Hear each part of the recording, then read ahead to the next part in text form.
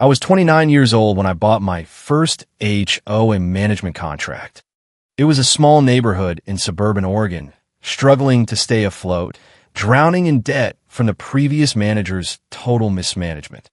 I paid $47,000 for the rights to run it. Everything I'd saved from 3 years of working 80-hour weeks as a business consultant. My family thought I was insane. "You're throwing away a perfectly good career," Dad said when I told him. He was sitting in his recliner, barely looking up from the television. Business consultant is a real job. Managing HOAs is what people do when they fail at real jobs. Mom nodded from the kitchen. "Your brother has his accounting firm. Your sister Amanda has her law practice. And you're going to enforce lawn heights and mailbox colors." I was the middle child, the one who never quite fit the family mold. Amanda was the brilliant one. Harvard Law partnership at 32, married to another lawyer. My older brother Marcus was the responsible one.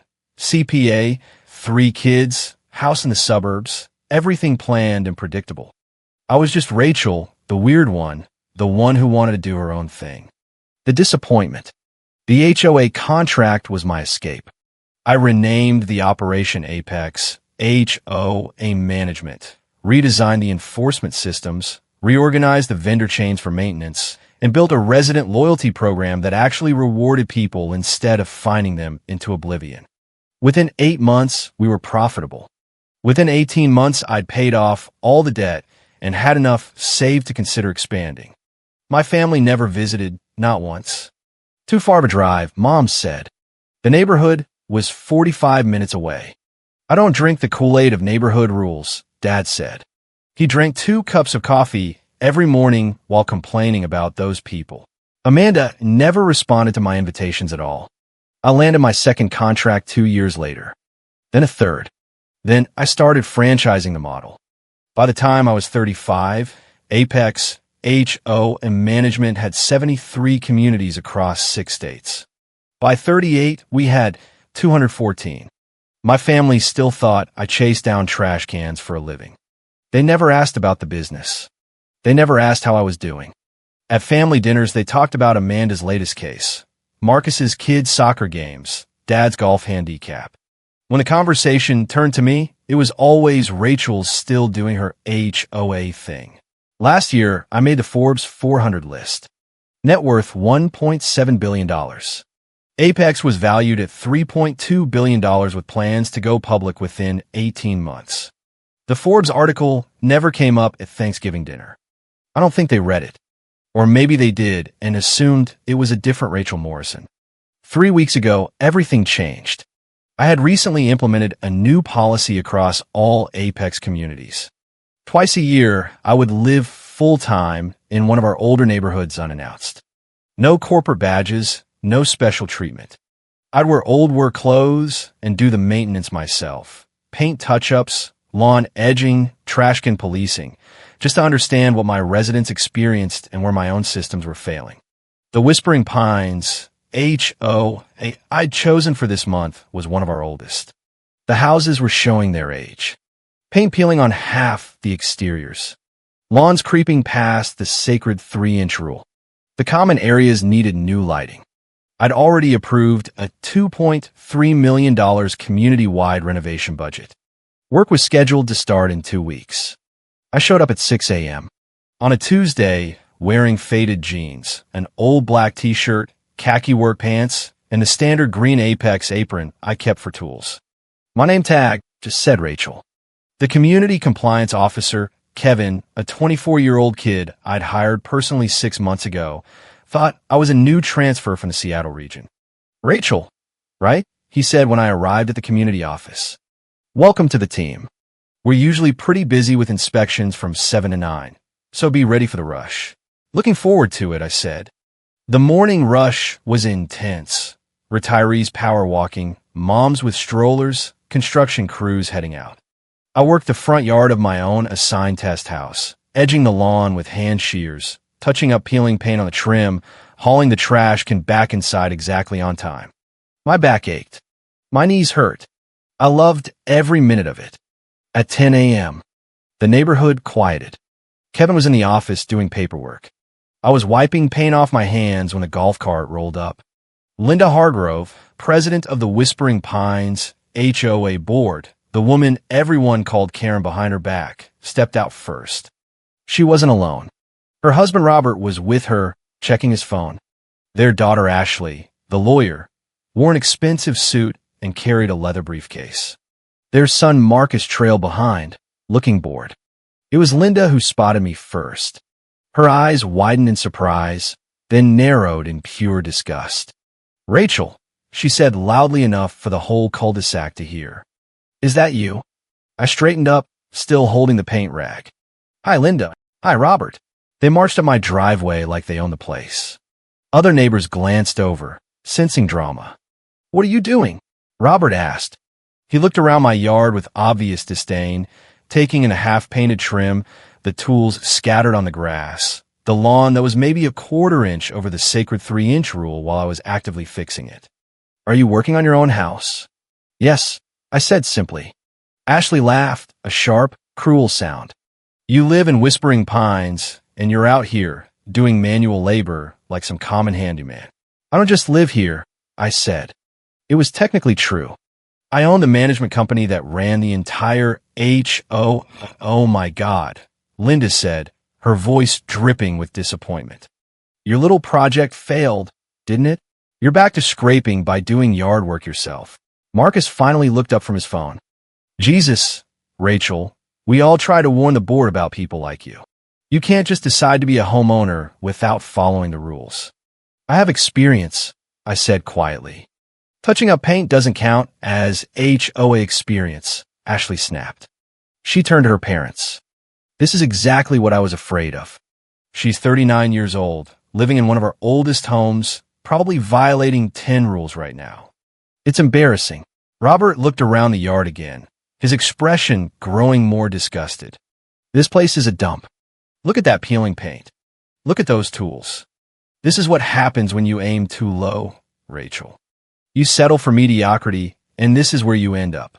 A few neighbors were definitely watching now. Kevin had emerged from the community office, sensing trouble. He looked between me and the Hargroves, confused. "Is everything okay?" Kevin asked me quietly. Before I could answer, Linda spoke up. "Are you the compliance officer?" Kevin nodded. "Yes, ma'am. Your resident's house is an embarrassment," Robert announced loudly, using his important retired businessman voice. "Look at this place. The paint is peeling. The lawn is too long. It's dirty." "It's not dirty," I started. "Don't interrupt," Ashley snapped at me. "Adults are talking." Linda turned to Kevin, her voice taking on that fake sympathetic tone she used at every board meeting. "I'm so sorry you have to deal with her. Rachel's always been the neighborhood problem. She's lazy, unmotivated, makes terrible decisions. I'm sure she's a difficult resident," she continued, making sure her voice carried across the entire cul-de-sac. "She's always been the failure." Several neighbors had their phones out now, recording. I stood there, paint rag still in my hand, saying nothing. I'd learned years ago that arguing with Karens was pointless. Kevin's face was turning red.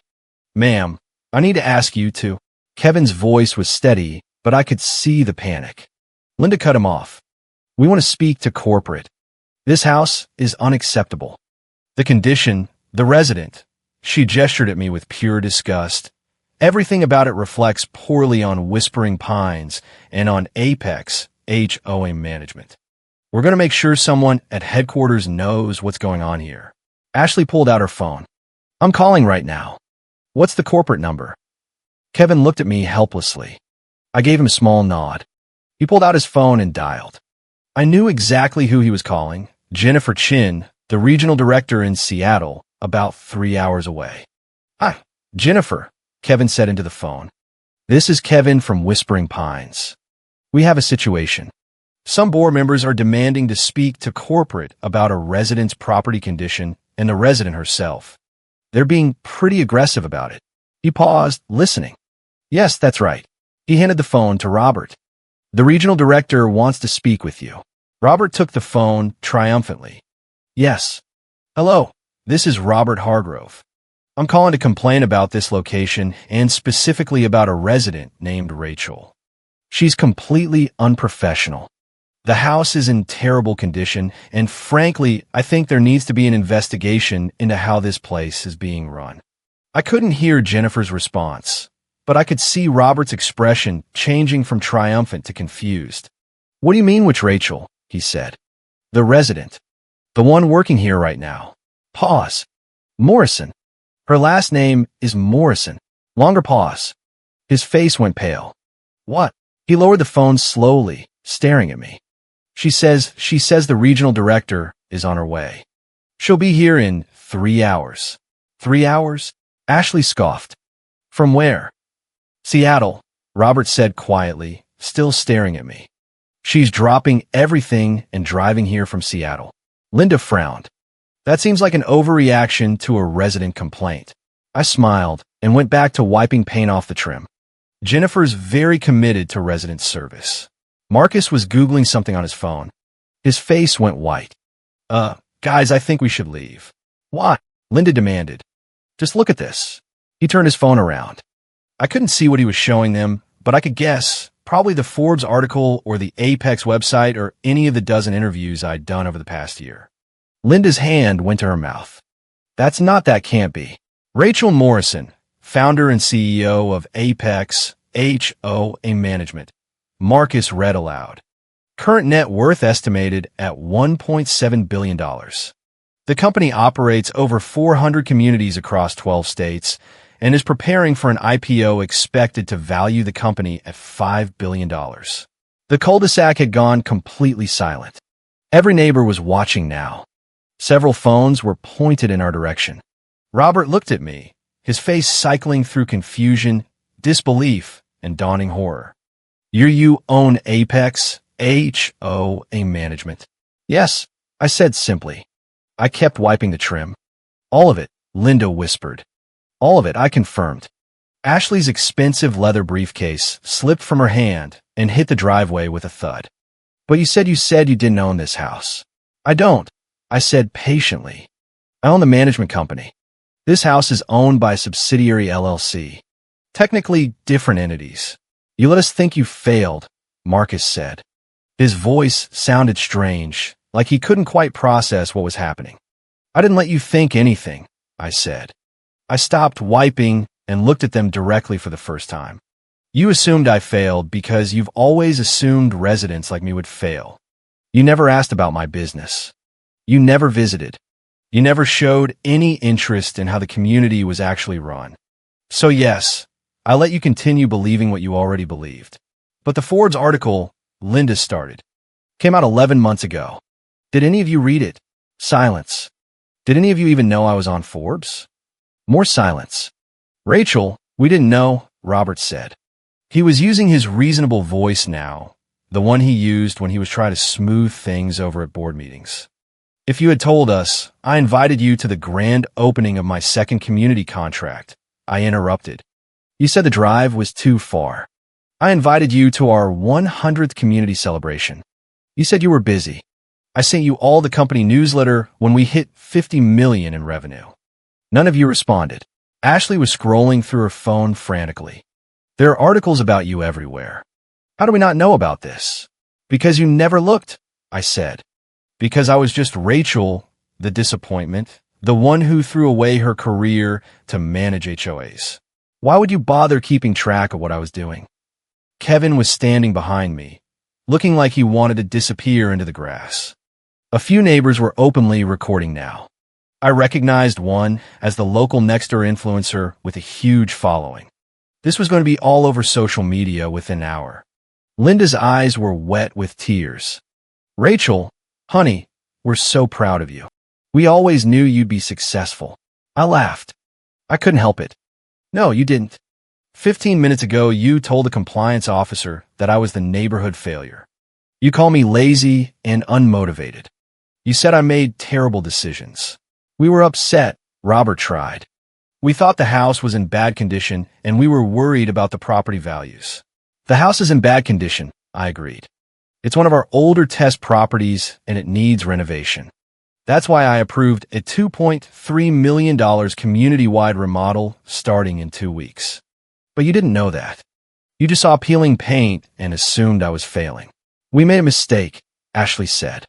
Her lawyer voice was coming out now, smooth and conciliatory. We should have been more supportive. We should have asked more questions. But Rachel, you have to understand from our perspective. From your perspective, I was an embarrassment. I finished. I get it, Ashley. I've always been an embarrassment to the board, to all of you, and that's fine. I made my peace with it years ago. Marcus stepped forward. Rachel, come on. We're the HOA board. Can't we just move past this? I looked at them. Linda, Robert, Ashley, Marcus, the people who had spent years making every resident feel small with their ridiculous rules. The people who had never believed in the community, never supported real improvements, never even bothered to ask how the management company was actually run. The regional director will be here in about 2.5 hours now, I said calmly. You wanted to file a formal complaint about the house condition and about me as a resident. Jennifer will be happy to take your complaint and forward it to the appropriate person. Rachel, we're not going to, Robert started. Oh, but you should, I interrupted. You drove all the way here in your golf cart. You made a scene. You told everyone I was a failure.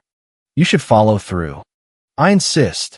I pulled out my phone and texted Jennifer. Family situation. Please come to Whispering Pines. Bring Mike from HR and our legal counsel. We may need them. Mike was our VP of Human Resources. Our legal counsel was a firm Ashley would recognize. They were bigger and more prestigious than her firm. What are you doing? Linda asked nervously. Calling corporate, I said sweetly. Isn't that what you wanted? The next 2 hours were excruciating. The Hargroves tried to leave 3 separate times. Each time I politely asked them to stay. You filed a complaint, I said. Corporate is coming to address it. It would be rude to leave before they arrive. They sat at my patio table speaking in furious whispers. Other neighbors came and went. The story was already spreading online. I could see people checking their phones, glancing at the Hargroves, taking subtle photos. Kevin approached me while I was touching up the trim. Miss Morrison, I'm so sorry. If I'd known they were, you did exactly right, I told him. You protected a resident from aggressive board members. That's exactly what you're supposed to do. But they're the board, which doesn't give them the right to treat you or me poorly in this community. Don't apologize for doing your job well. At exactly 12:47 p.m., 3 black SUVs pulled up outside my house. Jennifer Chin emerged from the first one, a sharp woman in her 40s, dressed in an immaculate suit. From the second SUV came Mike Davidson, our VP of HR, and Patricia Reeves, our head of legal. From the third came 4 people I recognized as members of Jennifer's executive team. This was massive overkill for a resident complaint, but Jennifer had clearly understood what I was actually asking for, backup. Jennifer's eyes swept the cul-de-sac, landing on me, standing in my yard with paint on my hands, then moving to the Hargroves huddled at my patio table. The regional director arrived. Kevin whispered to me. Jennifer walked straight to me first. MS. Morrison, she said formally, loudly enough for every neighbor to hear. Thank you for bringing this situation to my attention. Robert stood up. Look, there's been a misunderstanding. Jennifer turned to him. You're Robert Hargrove. You're the one who filed the complaint. I didn't exactly file a complaint. You called our regional office to report concerns about this property and specifically about one of our residents, Jennifer said. Her voice was professional but cold. I take all complaints seriously, Mr. Hargrove. So, let's address them. You said the house was in unacceptable condition. Well, yes, but I agree, Jennifer said crisply. This property is overdue for renovation. That's why CEO Morrison approved a $2.3 million community-wide remodel last month. Work begins in 12 days. We'll be installing new siding, new paint, new landscaping, new lighting. The whole neighborhood will benefit. Robert's mouth opened and closed. You also complained about a resident, Rachel Morrison, I believe. That was before you knew she was the CEO of the company that manages this entire HOA. Jennifer's eyebrow raised. I see.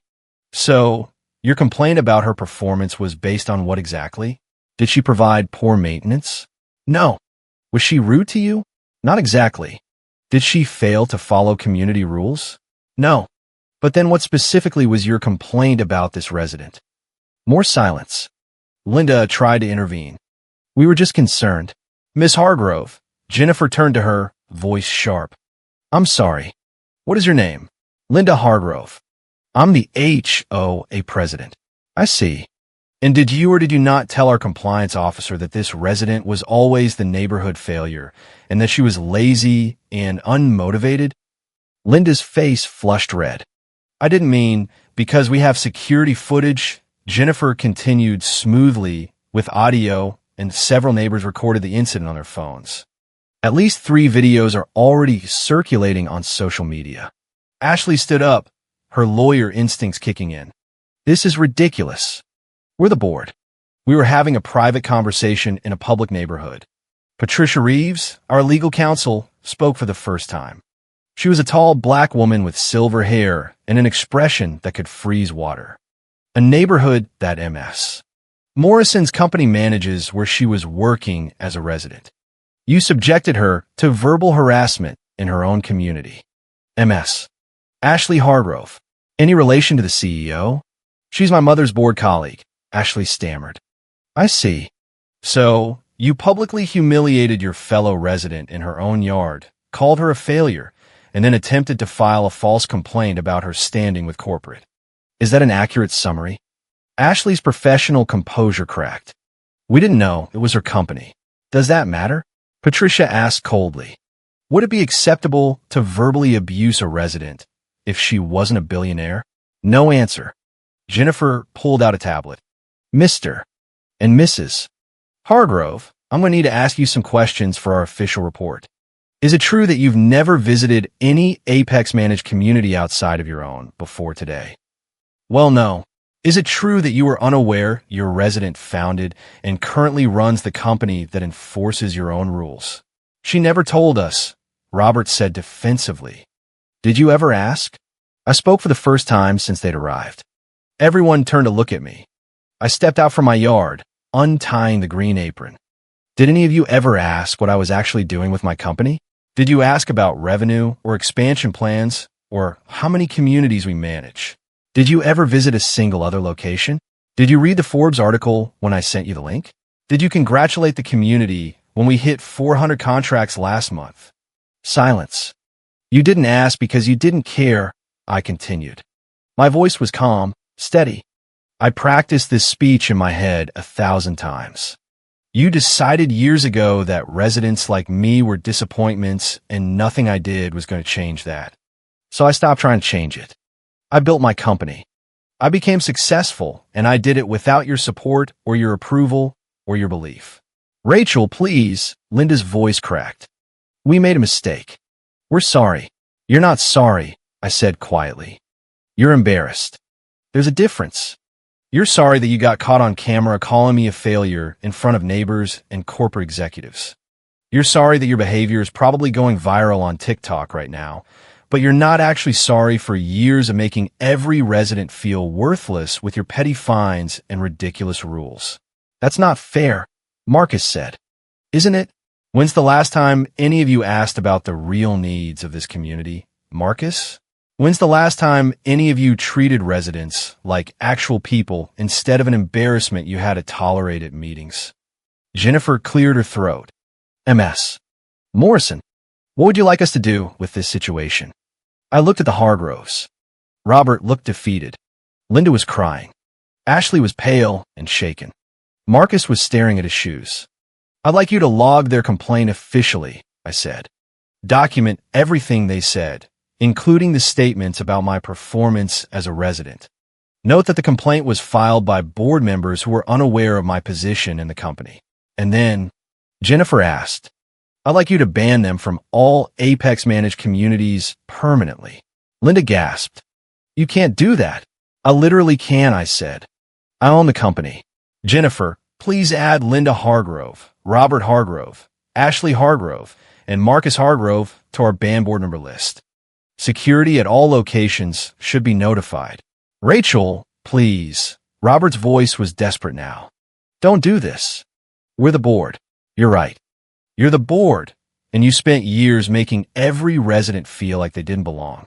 You mocked real improvements, dismissed every suggestion, and today you try to get me fined out of my own community because you assumed I was a failure. So yes, I'm doing this. Maybe when you want to live in a nice neighborhood and you have to drive past 4 apex communities to find somewhere else, you'll remember this moment. Patricia stepped forward. If any of you attempt to contact MS, Morrison, her employees, or any apex managed community, it will be considered harassment, and we will pursue legal action. If you speak to the media about this incident, we will pursue defamation claims. If you post on social media about the company or its CEO, we will have our legal team review every word. Am I making myself clear? They nodded silently. Good, Patricia said. You have 5 minutes to leave the premises. They left in under 2. After they were gone, the cul-de-sac erupted. Neighbors who'd been watching the whole thing broke into spontaneous applause. Kevin looked like he might cry from relief. Jennifer's executive team was already on their phones managing the PR situation. Jennifer approached me quietly. Are you okay? I'm fine, I said. And surprisingly, I was. I felt lighter than I had in years. For what it's worth, Jennifer said, you're an excellent homeowner. Your trim work was perfect. I laughed. Thanks. I learned from the best myself in my first contract 14 years ago. What do you want to do now? I looked around the yard. The peeling paint, the tools, the lawn I've been fixing by hand. My first real test community grown into an empire. Built without the board's help. Built despite their disbelief. I want to finish my shift, I said. Kevin, I'll work the afternoon inspections with you. Jennifer, I'll meet you back at headquarters tomorrow morning to discuss the renovation timeline for this community. Let's accelerate the schedule if we can. This neighborhood deserves better. Yes, ma'am, Jennifer said with a smile. I put my apron back on and returned to the trim. Kevin was still looking at me with awe. Miss Morrison, when I'm in work clothes, it's just Rachel, I told him. And Kevin, you did great today. Protecting residents, standing up to aggressive board members, calling for backup when you needed it. That's exactly the kind of management we need. I'm putting you in charge of training new compliance officers for our Pacific Northwest expansion. 40 new communities in the next 18 months. Interested? His eyes went wide. Are you serious? Dead serious. You'll get a significant raise and equity options. Talk to Jennifer tomorrow about the details. Yes, thank you. Yes, absolutely. The afternoon rush started at 2 p.m. Neighbors walked by, some stop and chat, some just staring. I touched up paint, edged lawns, called out rural reminders with a smile. My back ached. My knees hurt. I loved every minute of it. At 6:30, Kevin locked the community office and started closing procedures. I helped him file the reports, count the violation notices, and prep for tomorrow's inspections. Rachel, he said as we were finishing up, can I ask you something? Sure. Why do you do this? The undercover shifts, You're a billionaire. You could be anywhere. Why work the maintenance shifts in your own communities? I thought about it. Because this is where it started. This is the real business, not the board meetings or the investor calls or the Forbes interviews. This is where we actually serve people, where we make their neighborhoods better with fair rules and real improvements. I never want to forget what that feels like. He smiled. That's a pretty good answer. It's the truth. I hung up my apron and grabbed my jacket. See you tomorrow, Kevin. See you tomorrow. I walked out to my car, a modest Honda Civic I kept for these trips. I could afford any car in the world, but I liked this one. It reminded me of the car I drove when I landed my first contract, when everything was uncertain and terrifying and exciting. My phone had 63 text messages and 27 missed calls. I ignored all of them. Instead, I pulled up the security footage from this morning on my phone, watched the hard rows roll up, watched them recognize me, watched the whole thing unfold again. Then I deleted it. I didn't need to watch it again. I didn't need the reminder. I knew exactly who they were, who they'd always been. And more importantly, I knew exactly who I was. I was Rachel Morrison, founder and CEO of Apex HOA Management, self-made billionaire, former hands-on resident, and I didn't need their approval anymore. I never had. I drove to my modest two-bedroom apartment I kept for trips like this. Tomorrow I'd fly back to Seattle, back to headquarters, back to board meetings, investor calls, expansion plans to review. But tonight, I was just Rachel. The girl who took a risk on a failing HOA contract. The girl who proved everyone wrong. The girl who won. 3 weeks later, a package arrived at my Seattle office. Inside was a letter from Linda. Rachel, we've been trying to call. We understand if you don't want to talk to us. We understand if you never want to see us again, but we want you to know that we're proud of you. We always were. We just didn't know how to show it. We're sorry. Love, the former board. I read it twice. Then I put it in my desk drawer next to the Forbes article they'd never read. Maybe someday I'd respond. Maybe someday I'd forgive them. But not today. Today I had a company to run, an empire to build, a life to live. And I was doing it all on my own terms, exactly the way I'd always wanted without them. The end of the Hargroves' reign spread like wildfire. Nextdoor exploded with videos. TikTok stitched the confrontation into a dozen memes. HOA Karen tries to evict CO trended for days. Residents from other Apex communities started sending me messages of support. Some even asked if their boards could be Rachel'd. I laughed every time. But the real victory wasn't the viral fame. It was the quiet changes that followed. The new board we helped elect actually listened to residents. The renovation finished ahead of schedule, and the neighborhood looked better than ever. Grass stayed at 3 inches because people wanted to, not because they feared a $100 fine. And every morning when I drove through Whispering Pines on my way to the airport, I saw neighbors waving, not out of fear, but because the community finally felt like one. That was the real win. No more Karen. No more ridiculous rules enforced by people who never understood the business. Just residents living their lives without someone trying to control every blade of grass. I kept doing my undercover shifts, of course. Different community each time. Different name tag. Same green apron. Because no matter how big Apex grew, I never wanted to forget the feeling of holding a paintbrush in one hand and a rule book in the other, and knowing I could change both. The next time a new board tried to pull a power move, they'd remember the story of Whispering Pines.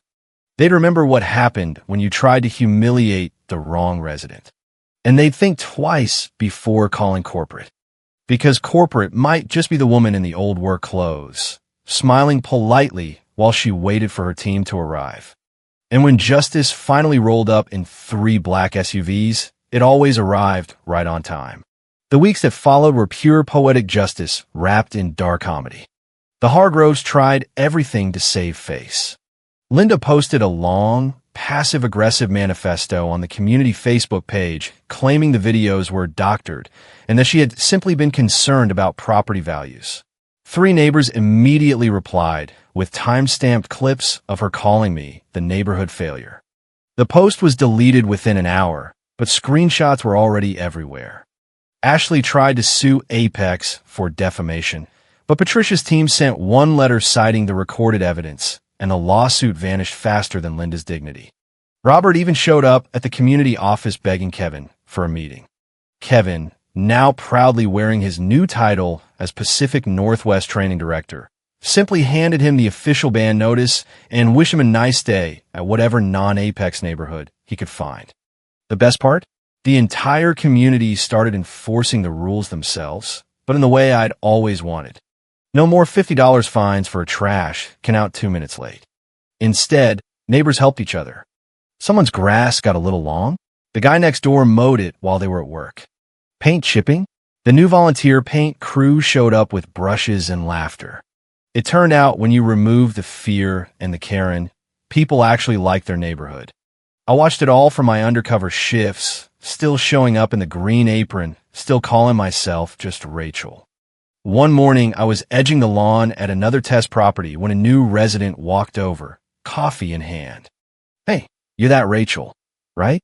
The one from the videos?" I smiled. Just Rachel today. He laughed.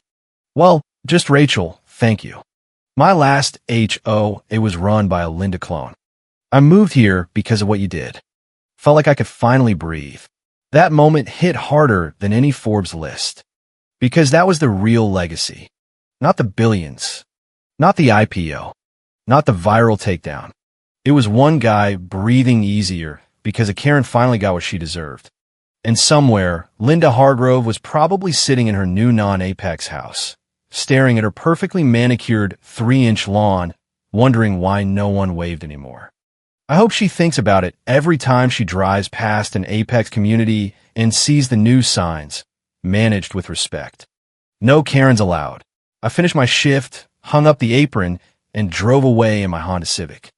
The sun was bright, the grass was perfect, not because of a rule, but because people cared. And for the first time in years, the neighborhood felt like home. Not because of the rules, but because the right person finally owned them. I never looked back. The empire kept growing. More communities, more residents, more undercover shifts. And every time I heard a news story about a board trying to pull the same stunt, I just smiled. Because somewhere out there, another Rachel in an old apron was waiting. Paintbrush in one hand, power in the other. And when corporate showed up, the Karen always learned the same lesson.